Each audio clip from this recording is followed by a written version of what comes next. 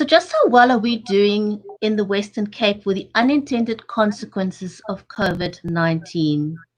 Today, we will be talking to the leader of the opposition in the Western Cape, Cameron Dugmore, to give us his perspective. Don't go away. We will be right back.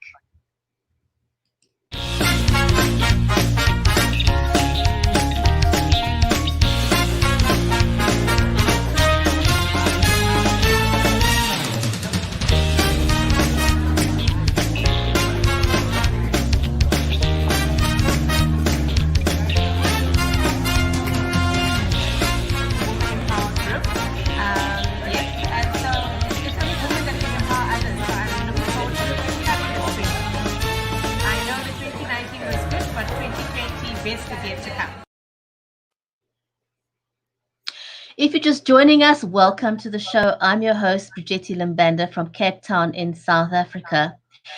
If you, like us, have been wondering just how resilient the Western Cape really is against the unintended consequences of COVID-19, our guest today is the leader of the opposition, Cameron Dugmore, and we'll be getting his perspective on the matter. But first, let me say hello to my amazing co-host, Viola Manuel. Viola, welcome to the show. Thank you, Bridgetti. How are you doing? I can hear there's a little bit you sound like you're ill. I am sounding a little bit nasal. Yes, it's one of those things. And literally a few minutes before the show, I started sneezing uncontrollably. Well, so if I'm disappearing, that's why. That's professionalism for you. You know, just like bite the bullet and be there. Thank you so much for just sticking it out. I always love hosting the show with you, so it's great for you to be here. How was your day today? Very good, very good. Can't complain. Always lots to do. Never a minute of boredom. And of course, with COVID-19, there's so many things we have to work around, and that's why I'm excited about today's show. Me too. I'm very excited to speak to Cameron. I think it's just, we've had so many different guests. It's fantastic to have a politician on the show so we can just speak to him specifically around some of the things that are, the things that we're observing and just sort of get his take on it. So, yeah, it would be good to chat to him. Fantastic to see a little bit of sunshine today after almost 2 full days of rain in Cape Town. With snow, somebody from Bridgetti I know, right? Saying that there's snow. So, yeah, it was good to see some sunshine, yeah. Crazy stuff. So for those of you who are watching the show with us live and on the replay, if you don't know who Cameron Dugmore is, he was elected to the Western Cape Parliament in 1994 and served until 2009 as the Provincial Minister of Education. He was also the Special Advisor to Minister Trevor Manuel, the Minister for National Planning from 2010 to 2014, and then returned to the Western Cape Parliament, where he's currently the leader of the opposition. So let's not waste any further time and invite him to the show.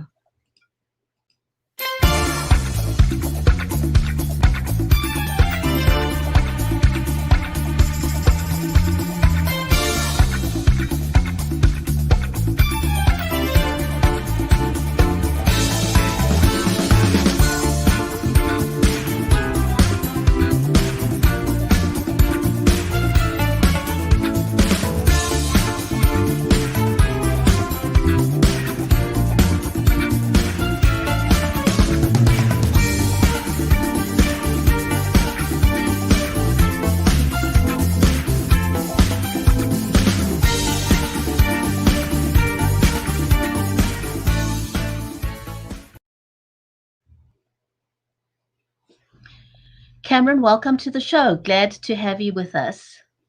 Thank you so much, Bridgetti and Viola. It's great to have this opportunity. Thank you. Yeah, it's great to have you. A part of your introduction that we've left out was the fact that you and I actually had a chance to work together. I think we met each other when I was the CEO of the Cape Chamber of Commerce, and even before that, actually, with the Cape IT Initiative. So, it's always, we know each other from professional circles, and it's always been wonderful working with you. So it's fantastic to have you on the show. Thanks for agreeing to join us today.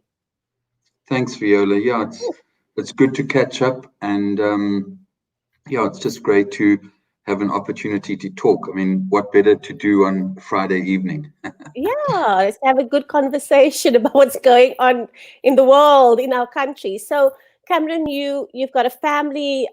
You also have been affected by COVID, by the lockdown. How are you and your family coping? How are you guys set? It's been 70 odd days. How have you guys been coping over the last few days? I think, like everyone, it really has been very, very difficult, because, you know, fundamentally things change and you are existing in a totally different environment, one where there's quite a lot of fear, quite a lot of concern. Suddenly your mobility is affected. You are at the same time, you know, drawn into, as I have been, and others who are regarded as essential services, you're suddenly drawn into something that the world has never faced before in this way. So it has a huge pressure on I think almost every family and every individual. So it has been difficult because right from the beginning I've had a permit to travel as an essential service worker. And this has meant that, you know, everything from going to Strandfontein when the initial crisis emerged around the Strandfontein camp for the homeless, to, you know, going to Khayelitsha and Mitchell's Plain. You would remember quite early on, there was a huge crisis around food parcels. Streets were burning in Mitchell's Plain. The very first infection that I became aware of was in Khayelitsha, where we really battled just to make sure that the person infected was able to be tested. And there were very serious challenges right from the beginning. And all of that happens in a context where you're in a family, you're trying also to come back home, take off your shoes, take off your mask, put the mask in a, you know, in a little basket where it's washing of masks and clean dirty masks and clean masks. And I also had a COVID scare, because when we went to Strandfontein early on in the lockdown, one of my colleagues a couple of weeks later, Gladys Baku, she's an MPL for the ANC in the Western Cape, and she tested positive. And I clearly then had to also go for a test. And I think one of the most difficult times for me was waiting for the results. I thought initially it would be 24 hours, but in the end it was close to 72 hours. So just waiting for those results, I think was a very nervous moment for my family and for me, and I think many others that I'd been working with, because someone I was traveling with in the car, people that you'd met, were all kind of now involved in, you know, whether I'm going to test positive or not. So that made it very, very real for me. And yeah, I think the difficulties have just been, you know, trying to go ahead with homeschooling. Leia, our eldest daughter, is in first year university. Jenna's trying to do her matric, and Oliver is 10 years old. And I have been out a lot, and it has just, you know, placed a lot of pressure on the family, because very often you just get drawn into the immediate crisis that would emerge. Someone who's been tested and doesn't want to isolate or cannot isolate at home in a shack or in an overcrowded house, or on a farm, you know, in a workers' accommodation on a farm. We've had huge issues in the Witzenberg area in particular. And, you know, so you're dealing with the immediate, you're getting drawn into all of this. And it's very easy just to kind of forget that you actually in a family and you've got all sorts of issues and concerns. So to be honest, we've had a few very heavy family meetings involving everyone, where sometimes you are literally called to order by the family. And so I found that very challenging. For instance, like tomorrow, I'm leaving at 7 a.m. in the morning to go to my constituency in Mossel Bay for a series of meetings there with councillors, community leaders. We've also had a terrible tragedy where a young woman was murdered in Mossel Bay about 3 days ago. And I'm also going to go and see the family there. But I think what's important in all of this is to try and, we talk about the 3 pillars in the fight against COVID-19. The first one being prevention and awareness. The second one being the social relief for everyone who's been impacted, simply not working, no income on the table, and we moved from food parcels to soup kitchens. It's been absolutely incredible the way people have rallied. I mean, that incident I referred to in the beginning about Mitchell's Plain, literally a day or two later, you might have noticed that the situation had stabilized. And that's because of incredible individuals. There's a young woman called Jeannie who's literally feeding 6,000 people a day in Tafelsig. And people just moved in and found ways of feeding people. But what's exciting is that we've now tried to move towards something that we build as solutions from the soil, to actually try and encourage existing organizations and individuals that are growing food to do more, to get new organizations, NGOs to do more, to actually start producing food. And then the third pillar, of course, is economic recovery, but without compromising the first pillar, which is prevention and awareness.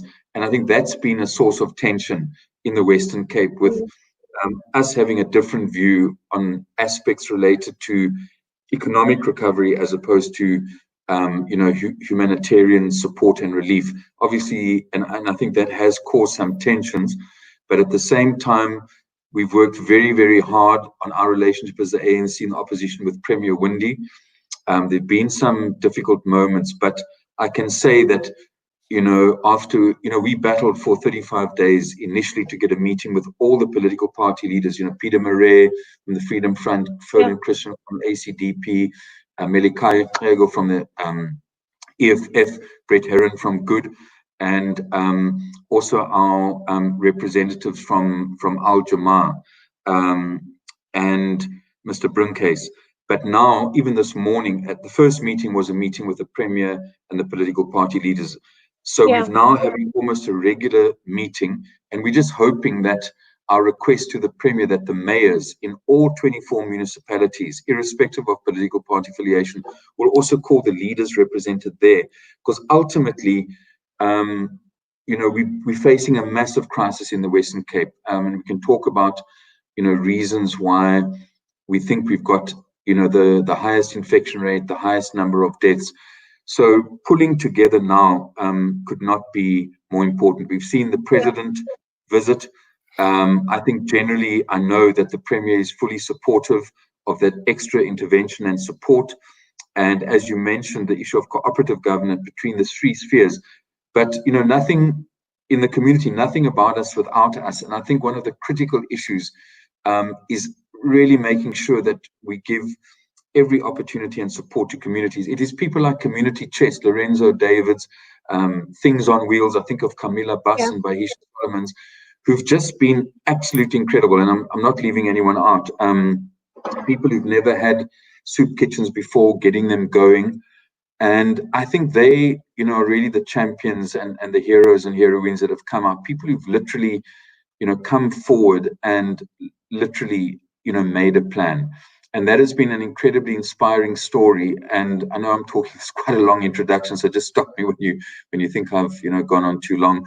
But I mean, on the third pillar, I think, my brother said to me the other day that what the lockdown has also meant is that people, especially working class people, people who hold down jobs, who've lost jobs, people who in the rural areas, because they've been at home, there's almost been this opportunity just to think and reflect about life. And I think this has happened all over the world. So new narratives are emerging. My daughters, go to a former Model C school.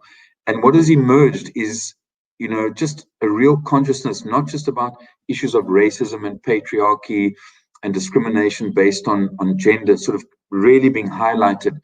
But I think greater concerns, and I think youth today in this period are asking very clearly, like, we need another way of running this world. We need to do things completely differently. And for me, that has been an incredible thing about COVID, the general compassion. Obviously, people have been frustrated and irritated about a lot of things, but I think there's a bit of an awakening, not only in our country, but I think across the world. And I think that we went into this COVID with serious inequality, serious unemployment, issues of discrimination. And I think those have been heightened in the COVID, but also I think a consciousness is heightened about how we really need to move forward. And I'd like to say some things, during the chat about the economy as well. But we have there's a big lot issue to unpack in what you're saying. Absolutely. There's so much. There's so much here that we can talk about. And I want to mention something. We're going to be having a gentleman on the show next week called Jim Baker, just to touch on one of the things that you said. We often talk about out of the box thinking when it comes to the way we do things now as opposed to the way we did it before. And his theory is that we need to literally kick the box, never mind thinking out of the box, because it's an entire paradigm shift from what we previously knew. Cameron, just to step back a little bit in the conversation, for those who don't know you, how did you get into politics? I think it had a lot to, Bridgetti, a lot to do with my mother. She is, I suppose a free spirit would be like an understatement. She's a bit of, I think quite radical in many ways. She had an interesting past, everything from being a tightrope artist, being a drama student at UCT. But I spent a lot of my life in George, growing up in a very conservative community. And my mother, Gillian, was the sole member of the Black Sash in what was P.V. Botha's constituency. And she had a very big influence on all of us, not only me. I've got an elder brother and a younger brother and two younger sisters. And I would, for instance, my father was a school teacher, and I would remember while he was at school meetings at the York High School, and this must have been like 76, 77, we had this old combi, and while my dad was busy in meetings, we'd go in the combi on a mission to Herald's Bay, where there were apartheid's only beach signs. We were armed with a saw and paint, and if we came across a sign that was made out of wood, we'd saw it down, and if it was made out of metal, we would paint it out. So it was like a mission at night in George in 1976, 77. And, and she suffered, and our family, quite a lot of victimization from a shady group called the Wit Wolwe, who, when we'd park our car in town, come out, the whole car would be completely scratched from top to bottom. They would call her when I was at university and say they know that I'm going to Oudtshoorn today. They don't know if I'll arrive there safely, and different levels of harassment. And I think very soon, in terms of, like, she gave my dad a hell of a hard time about not having cadets. At the white schools, historically white schools, the boys had to do cadets. And she basically, she said to my father that you cannot have cadets. And my dad got into a lot of trouble because York High did not have cadets. She was against militarization. She was against what the SADF was doing. And I suppose that also contributed to me becoming a conscience object, getting involved in the end conscription campaign. And I wasn't a pacifist. It wasn't that I was a pacifist, but the notion of fighting an unjust war was something that became very clear to me, and we mobilized a lot of white youth and families, against compulsory conscription. For instance, I was involved in National Union of South African Students with ZASO and COSAS, United Democratic Front, that whole period of the 80s. And I think pretty much that came from my mom. I remember being in matric and going into a National Party meeting in the Georgetown Hall in my uniform. P.V. Botha was speaking there, justifying the tricameral system and the homelands. And me and a friend went in there, and we insisted on the right to ask questions. And we were kind of essentially jeered by like 100% white audience in the Georgetown Hall. And then P.V. Botha proceeded to give us a lecture for like about 15 minutes about, we don't let him tell us about the realities of South Africa, that the Xhosas want to be in the Transkei, that the Zulus want to be in KZN, and the Coloureds want to be with the white people and the Indians, stuff like that. So you know, it was, I think, a lot of that influence, and also just, you know, the classic story that I always like in George. At one stage, there was no school in the African community, Thembeletu. And my mom and others, actually the mother of the Deputy Minister of Justice, John Jeffrey, who we grew up together in George, you know, and the Black Sash and the communities led a huge campaign for a school. So eventually we got a school there in Thembeletu. And then if you went to Pakkelstop, there was a school in a historically colored community, but no school hall. Then at Law School Outeniqua, where I was, there was a school hall with a wooden floor on the hall. Then at York High, which is an English school for white people, you didn't get the same as what Afrikaans white people got, because the floor was Novalon. It wasn't a wooden floor. So you could see like the levels of discrimination, you know, so vividly there in George. Plus the economic exploitation, what people were paid, exploitation on the farms. And it just, you know, it was, I think, just a natural process of politicization. My mom helped people get into exile. Our house was a route through the underground to get people into exile. My mom and them helped a hell of a lot with stopping P.V. Botha, removing the Levikamp community to Thembeletu. That was a huge struggle, but people of Borchards, Parkdean, you know, rallied around, and we saw an incredible togetherness. So I think that was, you know, fundamental to me growing up, I suppose. Cameron, I think you need to write a book. You've got so many stories there. I have actually got an outline on a book on the 1980s, but, you know, I've got the chapter outline and what's supposed to, it's like for every year, like 80 when I was in standard 9, as you know, 81 when I matriculated, every single year. And I've got it. I would love, you know, today I was actually at this Lumkile's bookstore. I don't know if you've seen, you know, it's actually, I've actually even got the card here. It's Lumkile's book joint. You know, this is like, and it's in Guguletu, and he's got all his own books, about 1,000 books. You can get Dostoevsky, you can get Chinua Achebe, you get books on economics, and it's his place. And, you know, he wants to launch it soon, and he wants to have book launches there. So I just said, look, if I finish my book, and then they all said to me, no, not if, when, you know. So well, it's a good idea. There's just like so much there that we all need to, I think we all want to hear and all need to hear.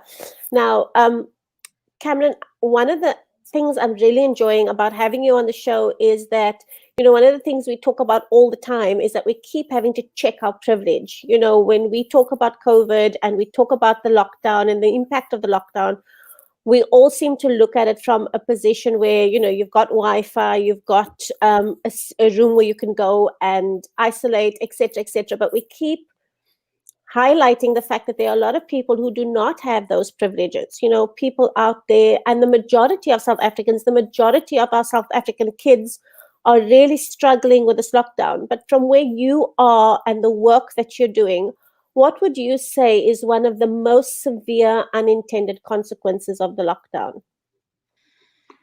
I think the impact on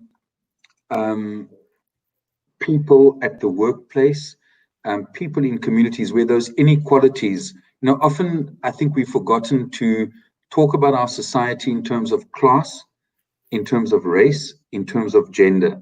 And I think, you know, growing up in the 80s, that was fundamental to our political education, was understanding society in those terms. Because when one looks at how people at the workplace, how people in informal settlements, how people in crowded townships and in rural areas are living, you know, one shouldn't really be surprised that the burden, even though one has a sense as to the virus coming into South Africa and how it came in initially in terms of people who'd been abroad and had contact.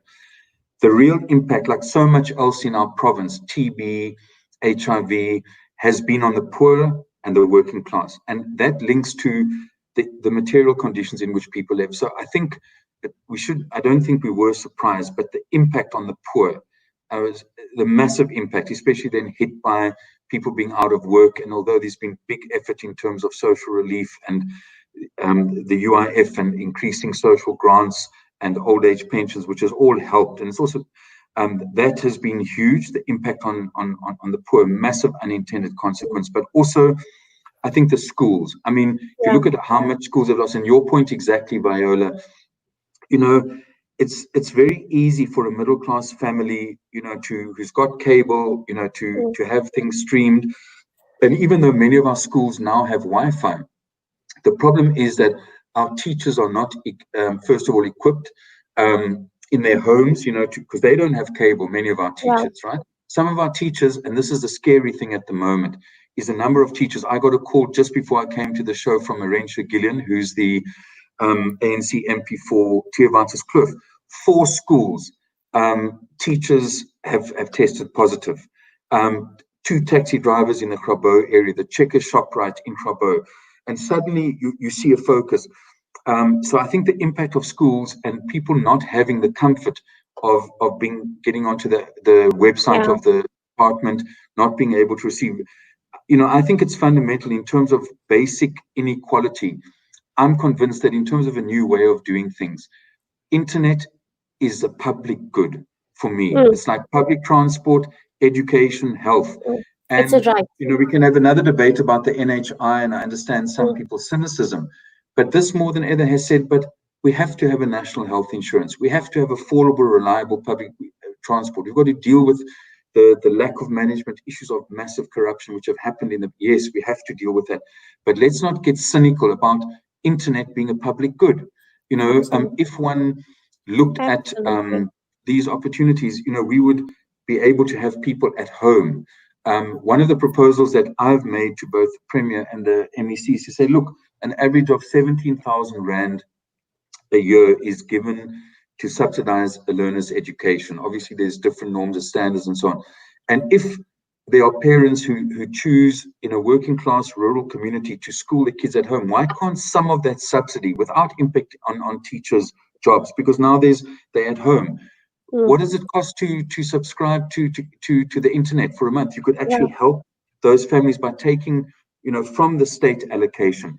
But I think there are many, many other ways. There's a teacher, John Falkvane, who's actually developed a very good pilot that we're trying to get going. But I think that access to information, that is power. You know, kids are on their phones, they're getting a lot. So I think that's been a huge unintended consequence. And I think that, you know, I suppose for me, an unintended consequence, which is described in your question as severe, but one consequence is what I referred to earlier, an awakening. An awakening to say, you know, people talk about the neck, you know, the knee in my neck. You know, I think it's clear that years of oppression, years of inequality, people can, you know, can't take it anymore. And I think there needs to be, especially from a middle class privileged perspective, to say that, you know, if we hadn't read and started thinking about alternative economic models which involve growing and sharing wealth, pushing the public goods, I think we're actually going to miss what we should be doing, because we have to transform our society. And I think all of us need to get our headspace into that. Right. Cameron, can I ask you, how has lockdown affected political efficacy, and is government working together as effectively as it could?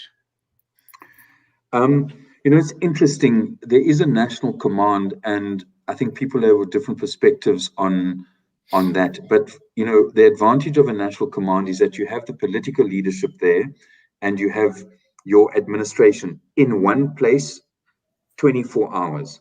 And what I've noticed is that in terms of getting things done, it's been quite amazing. We, as the opposition, we have an access, we work with our national leadership and escalate issues. But I have found that with the command, there's a very rapid response to, and I can mention a few examples, it just isn't time.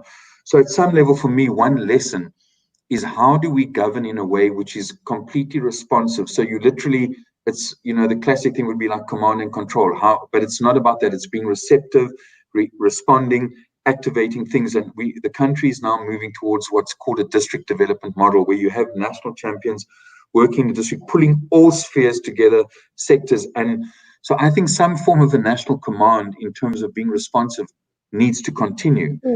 And our one critique of the Western Cape has been that we don't believe there's a proper provincial command in place. The cabinet here in the province has a virtual meeting 3 times a week, and then they have streams, but they don't have a command. So they're supposed to have district commands in the city, district commands in the districts.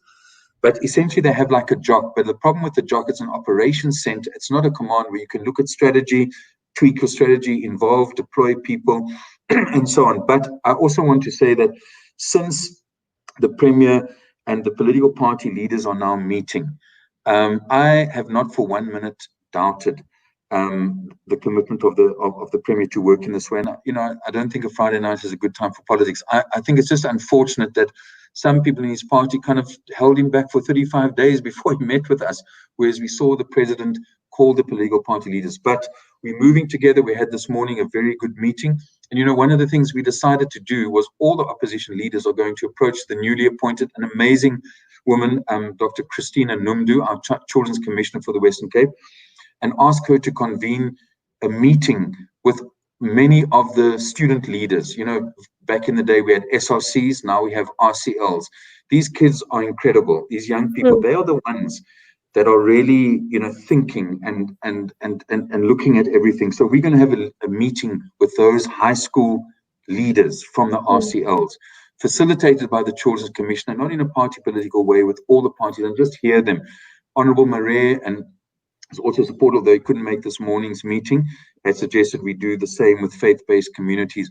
And it's a difference between, you know, if it's just the Premier or if it's just, you know, Melikaya from EF, but if the church organizations, communities, NGOs, and in this case the learners, see all 5 political parties engaging together, it makes a huge difference. And what I'm also picking up is a sense in this country of saying, you know what, we've had this 25 years, we've made some progress, and that's undeniable. But now we've just got to break through these barriers that are still there in a very open way. We've had a dialogue with Agri-Western Cape. We've had a dialogue with some of the traditional leaders. We're going to be doing something about land and agriculture next week on Tuesday, you know, to look at actually pulling people together and sitting down. The President talks about a social compact at many different levels. And I think the Western Cape, you know, we have 3% of agricultural land owned by Black people, and Black, I talk about so-called colored, Indian and African, 3%. Everyone realizes that's totally unsustainable, right? So we've got some state farms, we've got municipal land, public land, but there's also private land. And I think that, you know, we need to not fear, you know, the fact that we're talking about only in certain circumstances issues of expropriation, not generally, and provided it doesn't impact on food security, on agriculture, economy, and investment. But we've got to sit down with organized agriculture. We've got to sit down with Black agriculture. We've got to sit down and say, in Theewaterskloof or in Mossel Bay. And what's amazing, like in Mossel Bay, we got some, and I really want to thank A.D. Eindhoven, you know, from the Solidarity Fund, who from his own 300,000 contributed to a vertical farming project. We spoke to Petro SA on the N2 as you go down. There's a farm there, and we're going to be doing vertical farming there and in 20 different houses where people will grow food, but also do the vertical farming and start building community markets and this kind of thing. So we've got to sit down, we've got to talk. And the key issues that the President is saying that we need to look at for labor absorption now is everything to do with agriculture. Agriculture stayed open, right? Yeah. But there are issues there in regard to what's happening on our farms. But I think there's a willingness. The other issue of obviously tech in this environment, there's an opportunity there to create work and to bring people into data tracing. I heard the other day there's a global shortage, can you believe it, of 3 million cybersecurity graduates. 3 million. Right? Around the world, there's a need for 3 million. So how do we go to Mitchell's Plain, Khayelitsha, the rural areas, and, you know, say you've done your BA, you know, what about cybersecurity? There's a huge opportunity there. But and then there's infrastructure. Infrastructure is also a labor-intensive thing. But look, a lot of things are now on the table. The issue of a sovereign wealth fund, like what the Norwegian countries have done, using their oil reserve. There's issues around what kind of banking we need and so on. And a lively debate about the Reserve Bank. Let's not be knee-jerk. There is in other reserve. Look at what Jacinda Ardern is doing in New Zealand. You know, she's saying, why do we only measure on so-called GDP? Why don't we also measure like quality of life in terms of our measurement, right? And, the job of the Reserve Bank is to actually contribute to full employment. So the cheaper you can make money available to small and medium enterprises that can grow, the easier it is for people. So let's not have any holy cows. Let's put everything on the US Federal Reserve. Their mandate is employment and also, protection of the currency. But sometimes I feel that the conventional wisdom in South Africa is very much establishment, huge influence of the banks. And I think that this is the time for a very open discussion. There's a musician called Buddy Wells. He's a great saxophonist, but he's one of the most knowledgeable people I know on the Reserve Bank. And he talks as a small business person. And we're not a poor country. It's a question of how, but I think what people want to see, they want to see ethical leadership. They want to see solid management. They want to see people deployed into positions. And we've got people, but we've had many instances of incorrect placement of people. And we've also had in some quarters a resistance to equity, which for me is a problem, because it's not as though we have many people that can be there, but sometimes when people are appointed for the wrong reasons, that's when we hit problems. So I think the economy is absolutely critical for us. And let's get into the real debates here about the poor. Cameron, we're out of time. I think we can carry on for about an hour very, very easily. Can I ask you for a closing statement? I think I would just like to appeal to people to, in the words of the president, where we are now in the Western Cape, we've got very serious problems. So it's up to us. We've got to, almost for the sake of our lives, we have to make sure that we get back to absolute awareness, education, door to door, so that we consciously change behavior to reduce the impact. Let's keep cohesive, work across all three levels, but fundamentally, work with communities and have trust in people in terms of finding the solutions, and be safe. Be safe in your own home, be an example to others. We're not over this. The worst, I think, is still to come. But we've got to get almost back to that consciousness of a level 5 consciousness, even though it's not level 5, just absolute social distancing, absolute care. And I appeal to employers as well, that we've got to do what we have to do. And schools and the department got to make our schools safe, and address the fears of our people. Thanks, Cameron. Thank you so much for joining us and for sharing so much. It's been incredible. It's been insightful. Thank you very much. It's a pleasure, Viola. Thanks, Bridgetti. Thank you so much. Thank you, and I hope we can invite you back to the show again. Yeah, there's a lot. I still haven't talked about my 7 passions. Okay, we'll definitely have you back. We'll have to have you back. Thanks for joining us, everyone. Stay safe and have a great evening further. Bye-bye.